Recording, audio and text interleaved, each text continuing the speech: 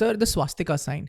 A lot of people globally get confused with it whenever they see a swastik sign, in Indian households and someone, just putting it on their foreheads or घरों में हम लगाते हैं. So what was the significance or what was the क्या ले गया Nazi party को या हिटलर को स्वास्तिक साइन को अडॉप्ट करने में? ऑब्वियसली उसको इन्वर्ट करके उन्होंने किया, उन्होंने सीधा बनाया, हमारे इसमें अलग होता है. तो फिर इसके पीछे में आप कुछ बताएंगे रीज़न या थियरी? देखिए, स्वस्तिक ये जो सिंबल है ये भारत में पवित्र है, लेकिन भारत के साथ ये दुनिया भर के कई समाजों में पवित्र है.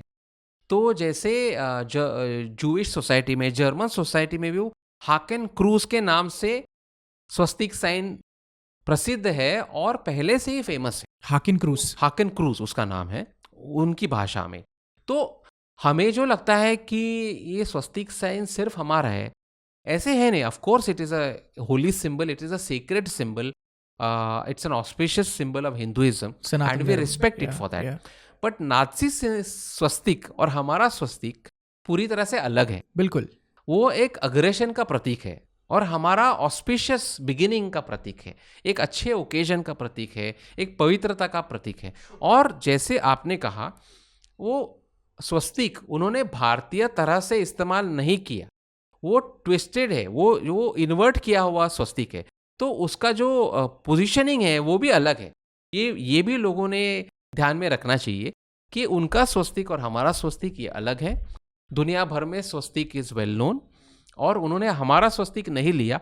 ऑफ कोर्स लिंक हुआ होगा क्योंकि उनके मुताबिक आर्यन लोग भारत में आए थे और यहाँ से सब कुछ वेद उपनिषद भी उन्होंने किए. ये सब झूठी बातें उन पर विश्वास था, तो वहाँ पे भी स्वस्तिक आ जाता है. लेकिन swastik was a very well known symbol across ancient civilizations in the world, and that is where it comes from, and they inverted it and made it a symbol of aggression. Yeah, truly. And sir, मतलब इनकी baseless theories को support करने के लिए भी इनके पास में cross baseless theories थी. बिल्कुल, हाँ. इसलिए तो ट्विस्टेड थ्योरीज कहते हैं ना हमको. जैसे उन्होंने स्वस्तिक को भी ट्विस्ट कर दिया, उनकी थियोरी की तरह.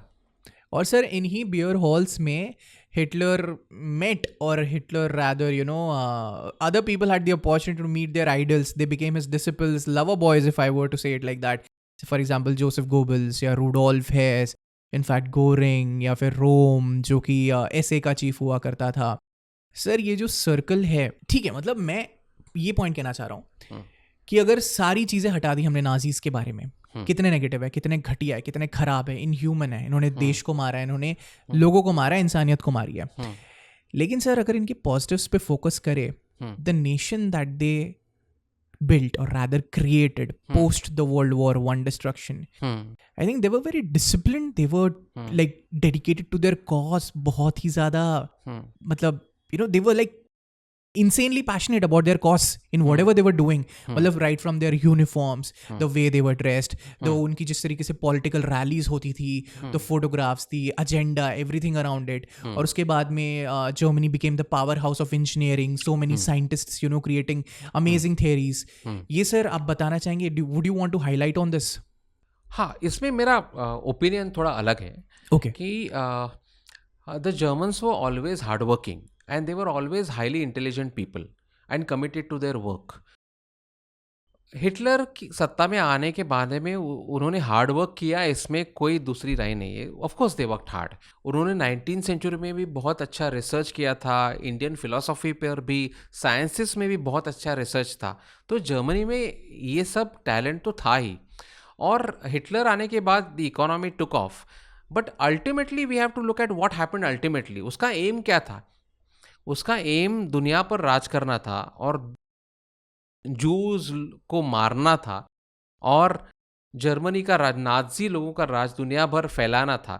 And ultimately what happened to Germany? Germany was destroyed because of Hitler. क्योंकि दूसरे महायुद्ध में जो हुआ वर्ल्ड वॉर II में, उसके वजह से जर्मनी पूरी तरह से खत्म हो गई and they had to rebuild. So when we say कि नहीं उनकी तो प्रोग्रेस हुई थी, that progress was for just 3 or 4 years after Hitler came into power. Yes, and after that it was a serious setback for Germany. and it took so many years to recover. And Germany got split after the Second World War, and they had a terrible time. They had a tough time rebuilding their country. But war ravaged countries develop their own strength of fighting back, as we have seen in the case of Japan also. Yeah. So Germany developed that strength and came back with a bang. They had something to look back to. But what Hitler's rule resulted in was actually the destruction of Germany.